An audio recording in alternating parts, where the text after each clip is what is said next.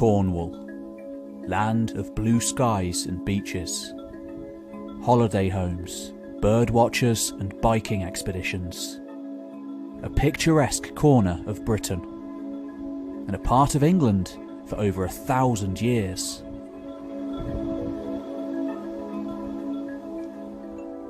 Yet, underneath the surface, a different culture still clings on here. A different language, traditions, and folklore, testament to the Celtic rulers who once held sway. For in reality, this rugged land has more in common with Brittany and Wales than it does England. For the Cornish, the open sea, flanking to north and south, has always been a highway, not a barrier.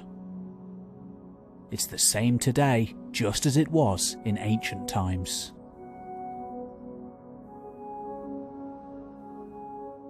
The landscape here is starkly beautiful. Peaceful coves, rolling hills, and wild moors. Amidst ancient hedgerows and field boundaries, some of them dating back thousands upon thousands of years to the Bronze Age and earlier, unusual vegetation holds sway too. Vegetation that grows nowhere else on the island, as a result of the warm weather of the Gulf Stream.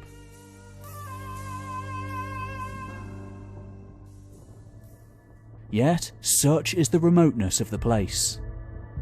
The rocky ground unsuited for industrial-scale agriculture. Few large modern settlements grew up here, leaving castles, ancient hill forts, and stone circles still standing on the landscape, unchanged for millennia.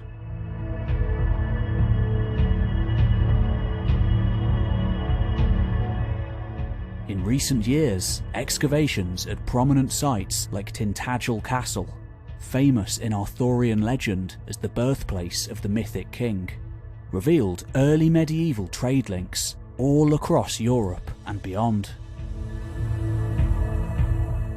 For during that so-called Dark Age, following the Roman withdrawal from Britain, this place was one of the most important commercial centres in the entirety of the North Atlantic. But how far back did these international links run? In order to find out, we have to go back much further. Long before the Romans ever set foot on these islands.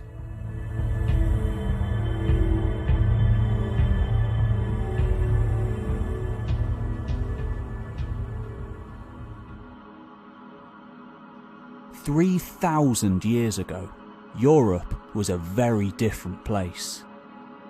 Peopled by chariot-riding pagan clans, divided into distinct groups by archaeologists based on their material remains. For the most part, just like today, these were insular-looking groups of people, perhaps united by a similar culture and religious ideas. Though, unfortunately, not much more can be said concretely due to a complete lack of written sources. In Cornwall, the remains of this time can still be seen today. The famous wild horses of this region originated in that ancient time, transplanted here from the Eurasian steppe along with their breeders during the murky epoch following the Stone Age. The vast stone boundaries erected by these people, known as reeves, stretch far into the distance. Even settlements like Grimspound can still be seen up on Dartmoor, along with tiny holdouts of the woodland which once coated all of Europe.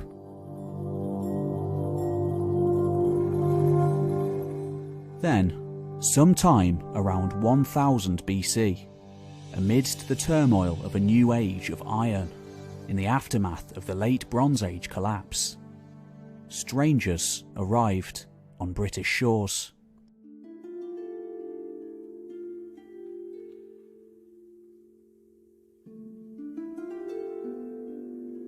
we know that ancient Brits were already taking to the sea at this time. The Dover and Ferriby boats tell us that much. Large craft designed primarily to hug shores, along with genetic evidence suggesting at least some heritage from the continent. But these new ships, carrying travellers from the east, they were different. Originating in a different world, in fact. One of city builders, sea-spanning commerce, writing.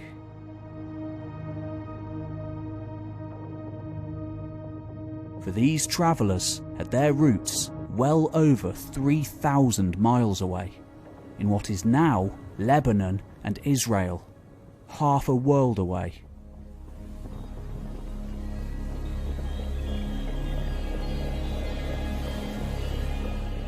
Besides that it happened, we know nothing of this first meeting. Was it set up by middlemen along the coast of what is now France? Or instigated by explorers striking out anew? We simply can't say.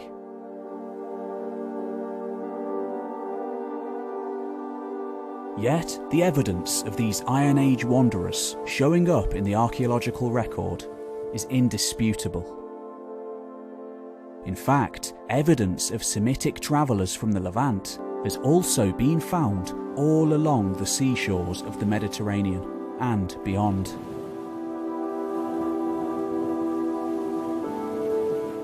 Cutting a path all the way from the Levant to Britain. But why had they come this far north, past the Pillars of Hercules, into the wild Atlantic? Well, we do know the answer to that one. The evidence for it can be found all over the peninsula. Tin. An especially rare and sought-after metal. One of the main components in bronze making, and a commodity that's still mined here today. Indeed, the very name of Britain itself may have derived from the one that these wanderers gave the island. Baratanak, meaning land of tin. However, if those seafarers did write histories of their voyages, none have survived to the present.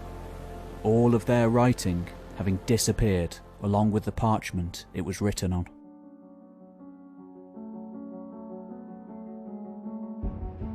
In order to explore their story, we must turn to later writers.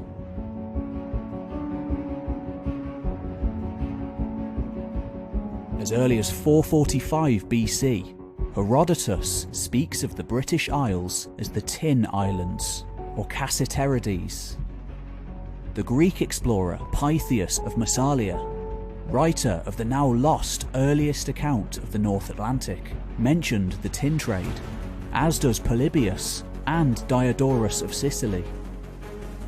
It's even been argued that this trade existed as far back as 1500 BC.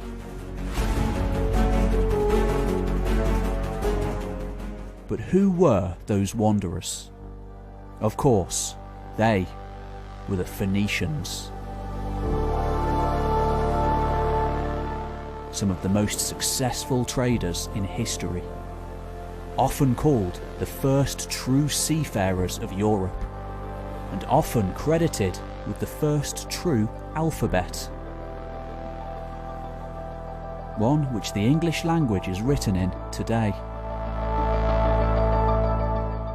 Praised by Homer and Herodotus as expert shipbuilders. In the Bible, the prophet Ezekiel refers to them as merchants to the people of many coastlines. Later, they were even commandeered by the British Empire. And all manner of other bizarre theories, such as their involvement in the building of King Solomon's Temple, have linked them to nationalist movements all across the continent. Yet, outside of myth, their very real story, often hamstrung by a total lack of their own contemporary sources, is one of the most fascinating of any in human history. Hundreds of years before the Greeks started their great outward expansion, this was arguably the first seafaring culture to span the entirety of the Mediterranean Sea and beyond. At first, for centuries, one with no competition to speak of. But who were these Phoenicians, and how did they manage to not only sail to the ends of the earth, thousands of kilometres across the dark waters of the Mediterranean Sea, but to link up all of its shores into an interconnected web of trading centres, long before anyone else attempted anything of the like? Well, let's find out.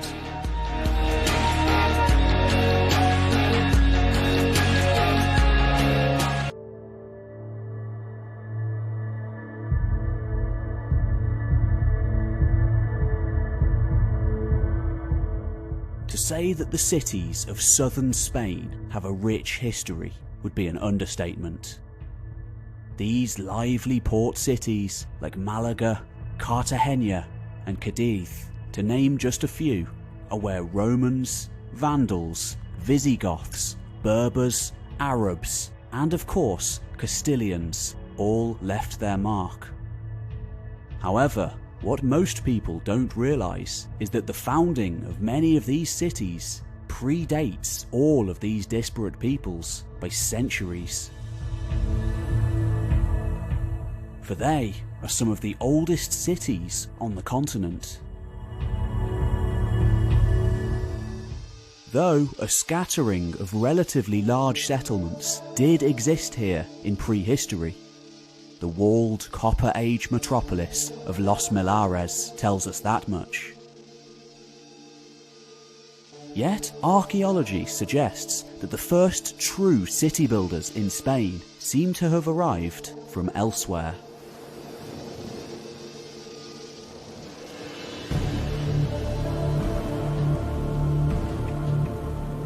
In the early 1960s, archaeologists discovered the vestiges of an ancient cemetery near the resort town of Almuñécar in Spain.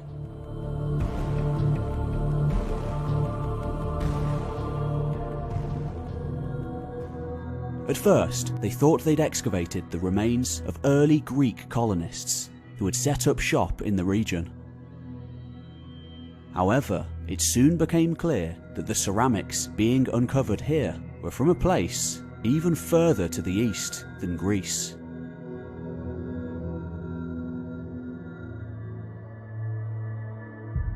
Their design was typical of those found in the Iron Age world of the ancient Near East, specifically the lands known in early antiquity as Canaan.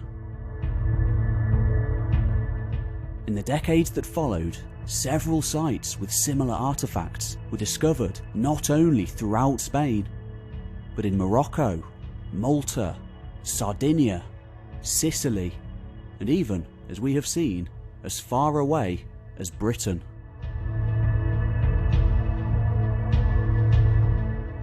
The archaeologists concluded that the discovery of these Near Eastern ceramics, as well as the Canaanite writing often inscribed upon them, was no fluke,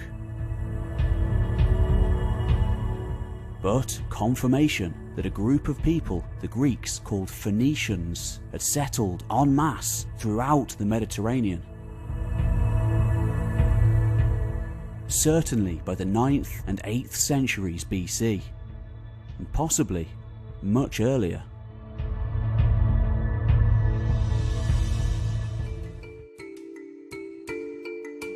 There is a problem, however. There is no known instance of a Phoenician ever calling themselves a Phoenician, or any other collective term for their people. In their inscriptions, a scattering of which survive, they describe themselves in terms of their individual families and cities, not in terms of a common culture. The archaeology speaks of this too. The city of Byblos, for example, looked more to Egypt than its neighbours. Sidon looked to Greece and Persia, whereas Tyre held close links with Judea and Jerusalem. Yet, for the most part, besides a handful of references to a corpus of now lost books, not only can the Phoenicians, the very people usually credited with transmitting the very first alphabet to the Greeks, no longer speak for themselves.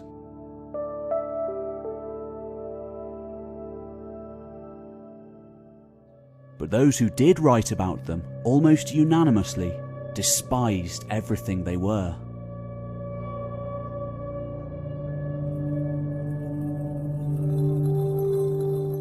What would we know of Greece or Rome if every history had been lost or purposely destroyed, besides those written by their enemies? Their libraries burned, temples desecrated. Thus, telling the history of the Phoenicians is a detective story. Nevertheless, since the 1800s, it's been attempted, at first by French scholars such as Ernest Renan, who undertook the first wide-scale excavations in the Levant. Excavations which have continued near continuously for well over 150 years, and much has been learned in that time.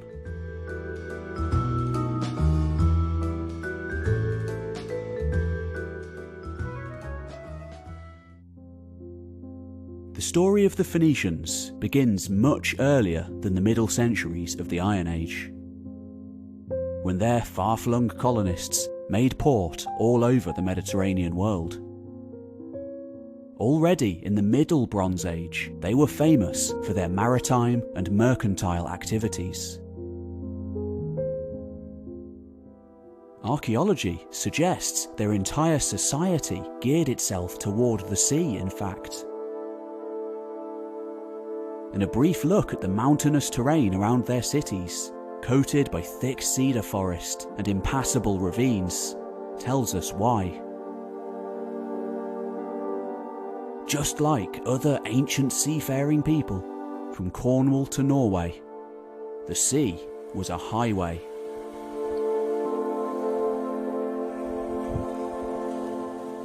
And much easier to traverse than the hinterlands.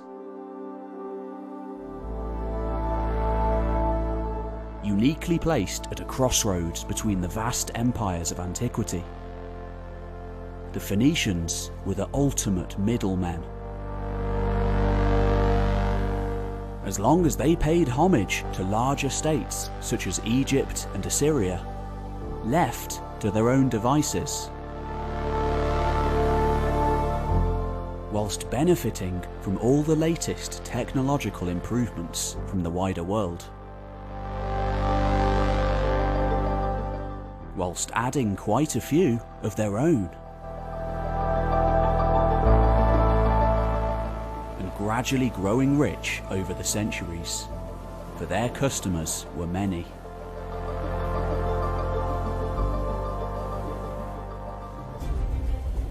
It's thought that it was they who first invented the keel, an integral part of ships to this day.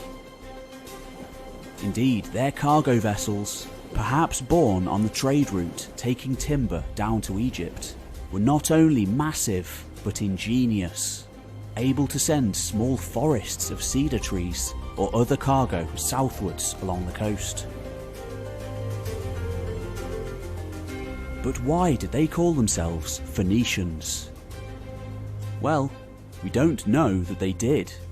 In fact, they probably didn't. It's a Greek word often associated with a unique purple dye produced along the Levantine coast in ancient times. A dye extracted from the murex sea snail, which would later be associated with royalty, even down to our age today. Initially, due to the monumental efforts required to produce it. By the 4th century BC, Greek writer Theopompus sings the praises of this dye, claiming it to be worth its weight in silver. It's clear from its adoption by royal elites that this was a highly prized resource and extremely expensive, cultivated from around 1500 BC onwards. Perhaps in part an explanation for the success of the Phoenicians. A single vat required the harvesting of tens of thousands of sea snails, living only in Phoenician waters. An alternate explanation is that the Phoenicians may have had reddish hair. Regardless of the origin of the name, by the 1st millennium BC, Greek-speaking peoples were calling this region, which today makes up most of Lebanon, as well as parts of Syria and northern Israel, Phoenicia, and the land's inhabitants, Phoenicians. However, as we have seen, the Phoenicians had been around long before their interactions with the Greeks. They were the descendants of the Canaanite peoples of the Bronze Age, and spoke a version of that same language, as well as practicing nearly the same religion as these ancestors. Now we must turn to their homeland.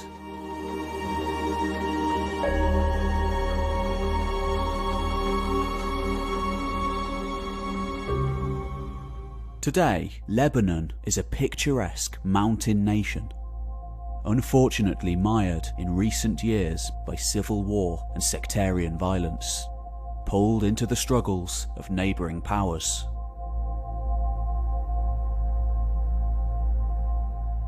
It has a long history of this, for much of its past making up a province of a larger empire. The evidence of that history can still be seen near everywhere you look. The largest Roman temple found anywhere in the world, in fact, stands here at Baalbek. Once an oracle and pilgrimage site dedicated to the god Jupiter. The sheer scale of the remains here have baffled researchers for centuries with their immense size. Yet, underneath the surface here, and at nearly every major city along this coastline, the foundations are much older.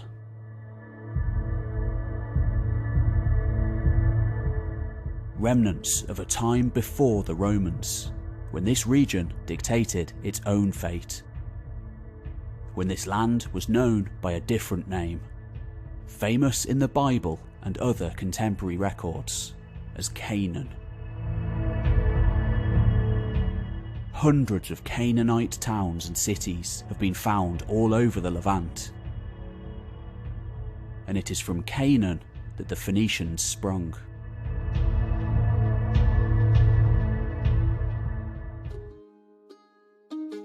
And like Canaan, Phoenicia itself was never a unified kingdom, but a federation of relatively independent city-states, each with its own ruler. The most famous of whom, like Hiram and Pygmalion of Tyre, or Ahiram of Byblos, survive in history with mere shreds of evidence for their existence. For most, however, we have but a name. Or, in the case of the important city-state of Sidon, for the most part, nothing at all.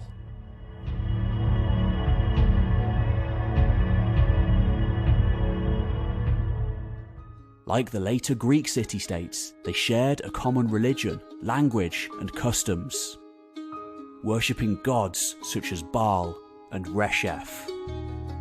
According to some, gods they made human sacrifices to. But they went their own way politically.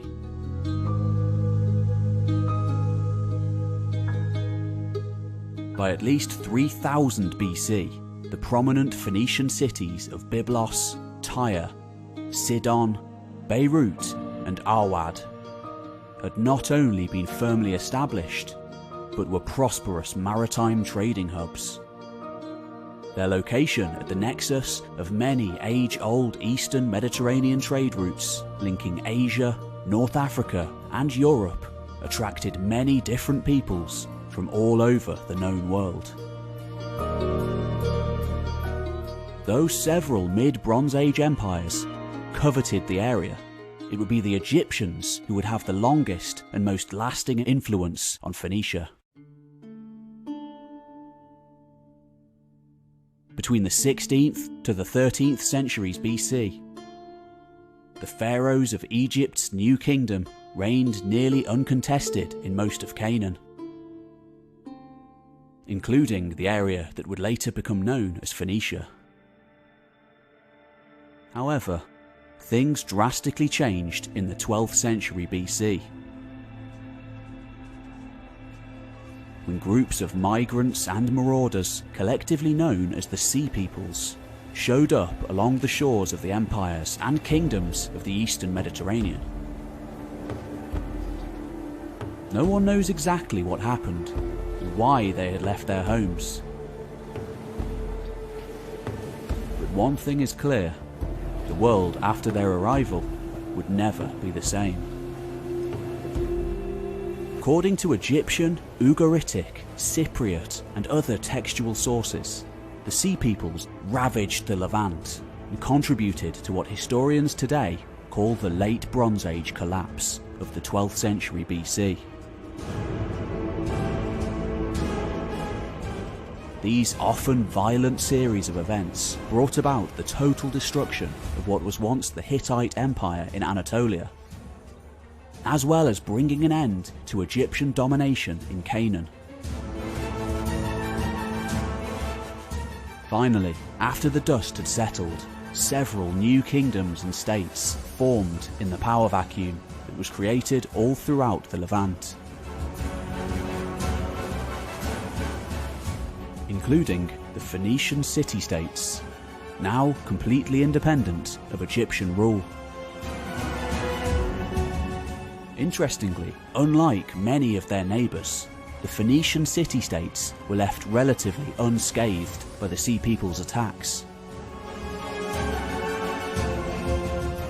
leaving scholars to suggest that the Sea Peoples may have colluded with or simply paid off the invaders. Regardless, the survival of cities such as Byblos and Tyre, along with the absence of Egyptian authority, now allowed the Phoenician city-states to end up dominating the region economically. One of the few Bronze Age powers to survive in a new age of iron.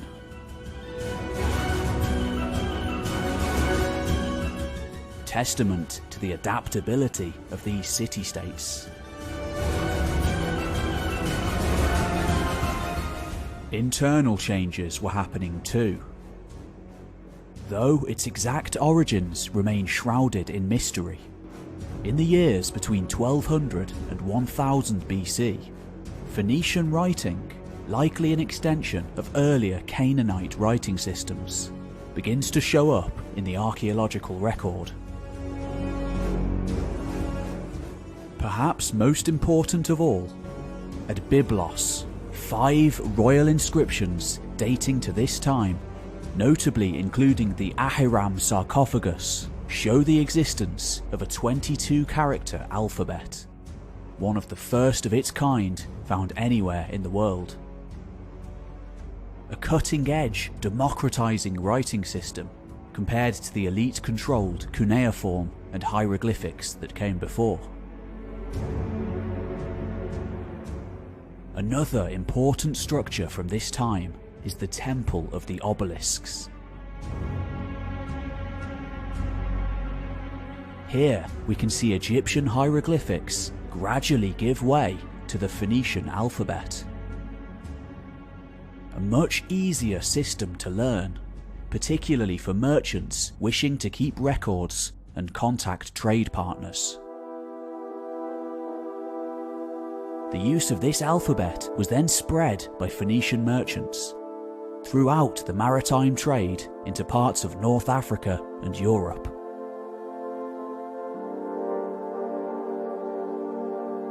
Phoenician ports became trade hubs for all sorts of goods, the most famous of all being their region's prized cedar trees, great timber for building ships, particularly for Egypt, which has almost no forests to speak of.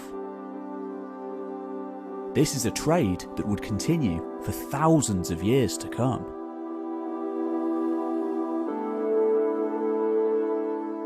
Phoenician merchants also traded in manufactured goods crafted from stone, precious metals, wood, wool, and even ivory from south of the Sahara. Such items were traded at numerous overseas destinations by seafaring Phoenician merchantmen, who in return brought back gold, silver, precious stones, spices, and other valuable commodities. One might wonder just how such a small group of city-states with relatively few natural resources other than timber and a little farmland could have been involved in the trade of such a large variety of goods. Well, one way was to act as the middlemen for trade between other states, their contacts being vast. Phoenician artisans were also known to take raw materials imported in other countries and turn them into beautiful finished goods that were prized all over the world. Yet, this alone wouldn't have been enough to transform the Phoenicians into the great economic powerhouse that they became. The only way that they could reach their full potential was for themselves to expand into other areas. Areas possessing a variety of natural resources and goods to trade.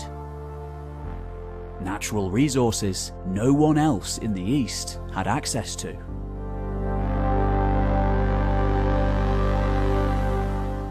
The main problem for the Phoenician city-states was that they already lived in a crowded neighbourhood and didn't themselves have the resources or the manpower to conduct large-scale military operations. If a Phoenician city-state wanted to expand its wealth or influence, then it would have to find other untapped sources of revenue. And so, naturally, they took to the seas. Over the span of just a few centuries, setting up trading colonies all over the Mediterranean world, in places as far away from their homeland as Sicily, Sardinia, southern Spain, and probably most famous of all, the ancient city of Carthage. Along the coast of northern Africa, in what is today Tunisia. Even in the later classical age, Greek and Roman writers still marvelled at the feats of Phoenician sailors, especially those from Tyre and Sidon.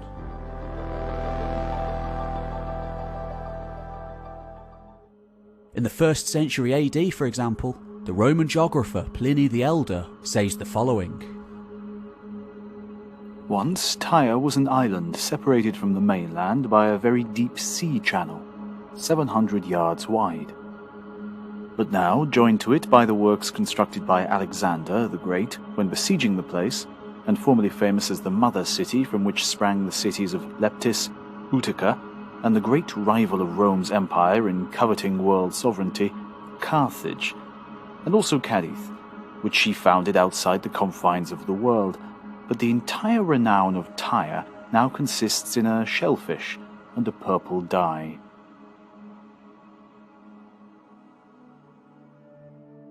Though ancient writers believed that the Phoenician colonies may have been first founded in the 12th century BC, modern scholars tend to estimate a more recent date, perhaps around 900 or 800 BC for most of them. though no doubt smaller way stations existed before the establishment of permanent cities. Most of these colonies ended up being temporary settlements. But others would eventually go on to become immense commercial and military powers, surpassing even the cities from which they came.